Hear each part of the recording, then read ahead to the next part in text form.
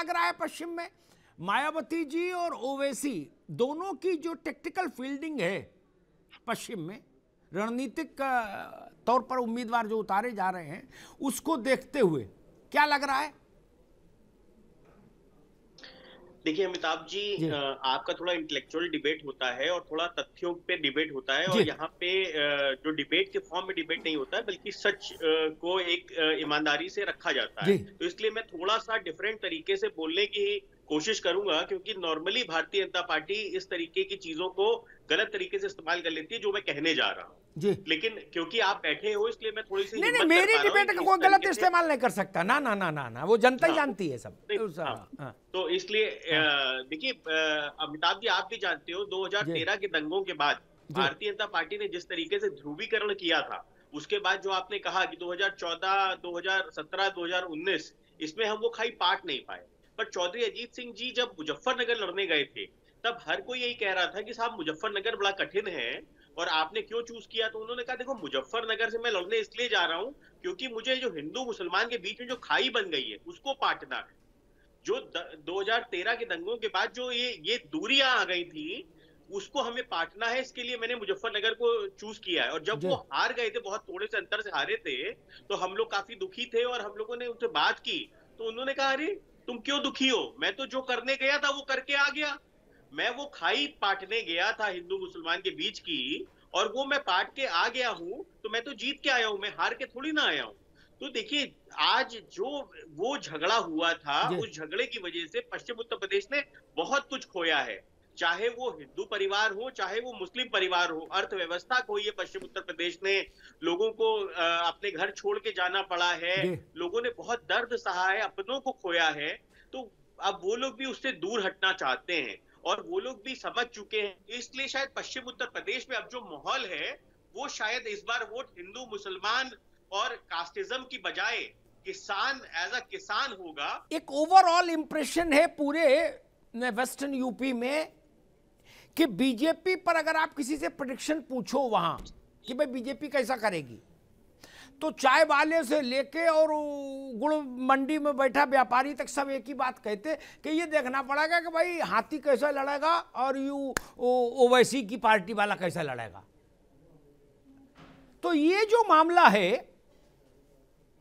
लग रहा है कि बीजेपी के माथे का रोली चंदन वहीं से आएगा। जी देखिए अमिताभ भाई, मैं इस बात से आपकी से सहमत नहीं हूं, क्योंकि मुझे लगता है कि अब भारतवर्ष में और विशेषकर उत्तर प्रदेश में लोगों ने वंशवाद, जातिवाद की, ये भय भूख और भ्रष्टाचार की जो राजनीति थी, वोटों के ध्रुवीकरण की और तुष्टीकरण की जो राजनीति थी, उसको नकार दिया है। विकासवाद की राजनीति पर अब जनता वोट करना चाहती है। 2019 में जो आंकड़े लगाए जा रहे थे, जिस प्रकार से जोड़कर गठजोड़ बनाया गया था, भाई जातिवादी गठबंधन क्या है? जातिवाद का गठबंधन, जाति का गठबंधन है। आप ये जाति पर ही तो आंकड़े लगा रहे हैं कि जाट इतना परसेंट है, मुस्लिम इतना परसेंट है, ऐसे करके इतना वोट हमें आ जाएगा। वो सारे आंकड़े फेल हो गए 2019 में। आप जो सबका आकलन था, वो आकलन ये था कि भारतीय जनता पार्टी 20 सीट भी नहीं पा रही है, और जबकि हमने अपने सहयोगियों के साथ मिलकर 62 सीटें हमने जीती। सारे आंकड़े ध्वस्त हो गए। जनता ने कहा केवल विकासवाद पर वोट देंगे। और जहां तक समाजवादी पार्टी का और भारतीय जनता पार्टी के जीतने का प्रश्न है, समाजवादी पार्टी के हारने का प्रश्न है, तो प्रत्याशियों की जो सूची है समाजवादी पार्टी की, उसने ही समाजवादी पार्टी की वास्तविक चरित्र को प्रदर्शित कर दिया है। दंगाइयों, भूमाफियाओं और पेशेवर गुंडों को उम्मीदवार बनाकर इन्होंने बता दिया है कि ये नई ये वही सपा है। हाथ में गन लेकर घूमने वाले आज हाथ में गन लेकर किसान हितैषी बनने का ढोंग कर रहे हैं। इनके सपा शासन में हमारे किसान भाई रात को अपने खेत पर जाने से भी घबराते थे। दंगाइयों, अपराधियों और आतंकवादियों का हाथ थामने वाले लोग आज अन्न को हाथ में लेकर अन्नदाता के हितचिंतक बनने का जो ढोंग कर रहे हैं। प्रदेश जानता है कि प्रतिकूल मौसम से अधिक इनके शासनकाल में हुए दंगों से किसान का नुकसान हुआ है। प्रशांत बाबू, ठीक है, ठीक। वो जो 13 में जो घटना घटी थी मुजफ्फरनगर में दंगे की, उसका जितना हर्जाना बनता था उतना हर्जाना अजीत सिंह की पार्टी ने भी भरा और उतना हर्जाना मुलायम सिंह की पार्टी ने भी भरा। 14 हाथ से निकल गया, 17 निकल गया, 19 निकल गया, अब कितनी बार हर्जाना लगेगा भाई। खैर मनीष सिंह, आपकी पार्टी का जो गठबंधन है आरएलडी के साथ, उसका पूरा भविष्य इस बात पर आकर टिकता है कि क्या 2013 दंगे से पूर्व की तरह जाट और मुसलमान यानी जेएम फैक्टर एक साथ वोट करेगा? एक ही सूत्र है बस वहां, बाकी तो ज्यादा गणित मुझे नहीं लगता लगाने की जरूरत है। अगर करेगा तो आपकी नैया पार, और नहीं करेगा तो नैया डूब जाएगी। मनीष सिंह। अमिताभ सर, सबसे पहले मैं आपको प्रणाम कर रहा हूं। प्रणाम भाई। और आपको प्रणाम करके अपनी बात शुरू करूंगा। भारतीय जनता पार्टी के अभी साथी ने परिवारवाद, वंशवाद, दंगाइयों, बेल और जेल से अपनी बात को इन्होंने प्रारंभ किया। भारतीय जनता पार्टी के लोग यह बात क्यों भूल जाते हैं? कल सूचना प्रसारण मंत्री अनुराग ठाकुर जी लखनऊ में प्रेस को संबोधित कर रहे थे, और अनुराग ठाकुर जी प्रेम कुमार धूमल जी के पुत्र हैं कि नहीं हैं? प्रेम कुमार धूमल जी हिमाचल के मुख्यमंत्री रहे हैं कि नहीं रहे हैं? क्या भारतीय जनता पार्टी के लोग ये बताएंगे कि प्रेम कुमार धूमल और अनुराग ठाकुर में किस तरह का संबंध है? क्या पिता पुत्र का संबंध है कि नहीं है? परिवारवाद, वंशवाद और दंगाई जब सत्ता में चले आएंगे तो दंगे कहां से होंगे?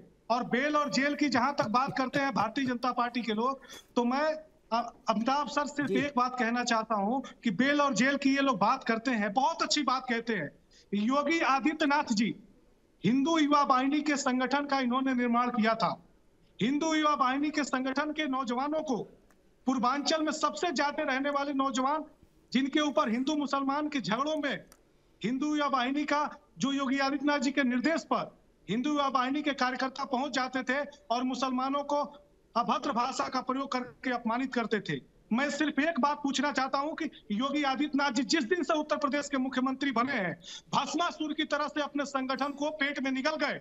उन नौजवानों से पूछने गए, उनका संगठन वो निकल गया। आप छोड़ो, आप तो ये बताओ भैया मनीष बाबू कि वहां जाट और मुस्लिम एक साथ है, दिख रहा है कि नहीं? अगर दिख रहा है तो कल्याण है, नहीं तो गई भैंस पानी। मैं सर आपके सवाल पे आ रहा हूँ।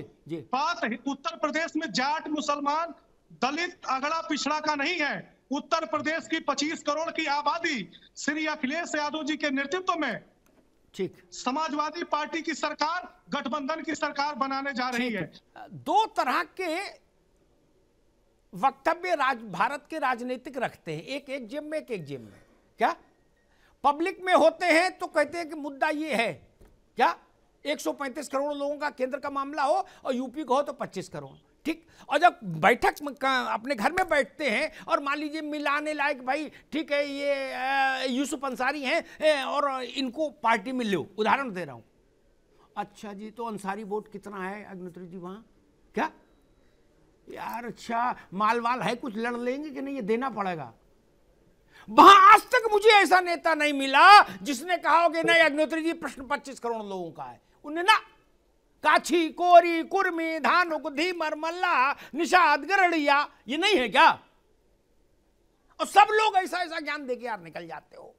जनता बड़ी गुस्सा होती है, फिर वो ढूंढती है आप लोगों को। इसीलिए सुरेश जी, आपकी पार्टी पर आपकी जितनी निगाह होगी उससे ज्यादा भाजपा की है। भाजपा ये दुआ कर रही है कि आपके कम से कम 20-25 उम्मीदवार अच्छा चुनाव लड़ाए पश्चिम में, तब जाके मामला सेट हो। ये तो बड़ा विचित्र समीकरण है। ये रिश्ता क्या कहलाता है? देखिएगा कौन क्या कह रहा है अमिताभ जी, हमें उससे कुछ लेना देना नहीं है। सीधा सीधा मानते हैं कि जो मैं आपको याद दिला देना चाहता हूं कि जो 1927 के समय पे साइमन कमीशन आया था, लोगों ने उस दौरान बहकाया था लोगों को जी। आज उसी तरीके से वोटर को गुमराह करने की प्लानिंग है। लेकिन मेरे इस्लाम मत के लोग ये जानते हैं कि हज हाउस किनके शासनकाल में तैयार हुआ, वो इनके तो दिलो दिमाग में उसकी सोच भी नहीं होगी। और यदि मान लीजिए बहुजन समाज पार्टी ने बना भी दिया तो ये सपा वाले आज दिखा रहे हैं नखरे, तो क्या इन्होंने अपनी सरकार में हज हाउस का कुछ और उद्धार किया? क्या मेरे इस्लाम मत के लोगों को जोड़ा? ऐसा नहीं है, नहीं कर पाए। उसके तो खिड़की दरवाजे गायब हो गए। से तो ये उम्मीद ही ना करें। उन्होंने तो हिंदू मुसलमान कह करके मंदिर मस्जिद करके देश का पूरा विघटन सा कर दिया है।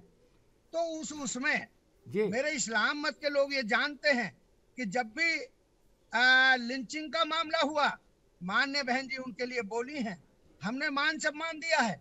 हमारी पार्टी में आज भी उच्च स्तर पर चाहे राइन साहब हो, मुनकाद अली जी हो। सुरेश जी एक बात बताओ, एक बात नहीं तो ठीक, जो अभी आप नहीं बाबू मुनकाद अली वो सब ठीक बात, एक बात बताओ सुरेश जी, मतलब ये जो मुस्लिम वोट है पश्चिमी उत्तर प्रदेश का, इसमें बहन जी और असदुद्दीन ओवैसी दो में अब फिर कंफ्यूजन हो जाएगा, किसको माने?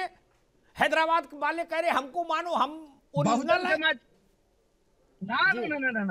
ना अग्नोत्री साहब, लोनी से जो टिकट हुआ है, वहां के जो वर्तमान में जो एमएलए हैं, जिन्होंने इस्लाम मत के लोगों से ये कह दिया था मुर्गा बेचना है तो दिल्ली में बेचो, यहाँ नहीं रहेगा, उनके व्यवसाय को ठोकर मारी। आज वही एमएलए साहब को जब ये इत्तला मिल गई, टिकट कंफर्म होने से पहले ये इत्तला मिल गई कि भाई उनको टिकट हो रहा है, तो वो एमएलए साहब अपने समर्थकों से कहते हैं, अरे भाई ये तो बड़ा मुश्किल हो गया, ये तो बड़ा कठिन हो गया। तो जब बीजेपी जैसी पार्टी जो आज सत्ता में हो उत्तर प्रदेश में, उसके विधायक घबराते हों, तो ओवैसी साहब तो अभी दक्षिण भारत के लोग हैं। एक 17 के चुनाव के बाद उत्तर प्रदेश की राजनीति के जो 2-3 बड़े चेहरे हैं, चारों उनमें से एक के साथ में बैठा, तो उत्तर चुनाव की समीक्षा हुई, तो उसमें हमने पाया यूसुफ कि जितने सीटों पर पश्चिम में समाजवादी और बीएसपी के मुसलमान कैंडिडेट टकरा गए, वहां बीजेपी सट से निकल गई। मोपेड पे थी तो भी फरारी और मर्सिडीज को पीछे छोड़ दिया उसने। क्या लिस्ट रखी थी हम दोनों ने सामने, एक एक टिक करते गए तो पता लगा अरे बाप रे बाप, जहां दोनों के मुसलमान कैंडिडेट हुए क्या वही बीजेपी जीत गई। उन बीजेपी ने लल्लू जगधर को भी खड़ा कर दिया तो वो भी जीत गया। इस बार भी वो फार्मूला कतई काम नहीं करेगा भाई, ऐसा कैसे मान ले यूसुफ जी? बिल्कुल काम करेगा। और आपने जो बात बताई मैं उससे थोड़ा सा और एलोबरेट करता हूँ जी। 2017 और 2012 का मैंने एक एक सीट का एनालिसिस किया। हाँ। जिन जिलों को हम मुस्लिम बहुल मानते हैं, यानी जहाँ मुसलमान 19-20% से ज़्यादा है, हाँ। तो उत्तर प्रदेश में ऐसे ज़िलों की संख्या है 29 और इन ज़िलों में विधानसभा की 163 सीटें आती हैं। 2017 के चुनाव में बीजेपी ने इनमें से 137 सीटें जीती हैं और एक जीती अपना दल ने, तो कुल मिला के हुई 163 में से जी। और ताज्जुब की बात यह है कि जो रिजर्व सीटें वहाँ पर हैं, 31 सीटें रिजर्व हैं, इनमें से 29 जीती बीजेपी, बाकी 2 समाजवादी पार्टी जीती और बीएसपी ने 1 सीट नहीं जीती इनमें। इसका मतलब ये हुआ कि जो दलित वोटर था, जो अभी सुरेश चंद्र जी बता रहे थे कि हमारे इस्लाम मत के लोग समझते हैं, तो उनका तो दलित खुद बीजेपी में भाग गया। इन सीटों से आकलन से पता चलता है। 2012 में इन्हीं सीटों की अगर हम बात करें तो इनमें से 90 सीटें समाजवादी पार्टी ने जीती थी और 30 सीटें बीएसपी ने जीती थी। ज्यादा असर होता है और बीजेपी को सिर्फ 20 सीटें मिली थी। बहकाने वाली बात। अब आती है बात इस चुनाव में क्या होगा। अभी असदुद्दीन ओवैसी साहब ने अपनी पार्टी के सिर्फ 9 उम्मीदवारों का ऐलान किया है और इन 9 सीटों में से 3 पे त्रिकोणीय मुकाबला हो गया है।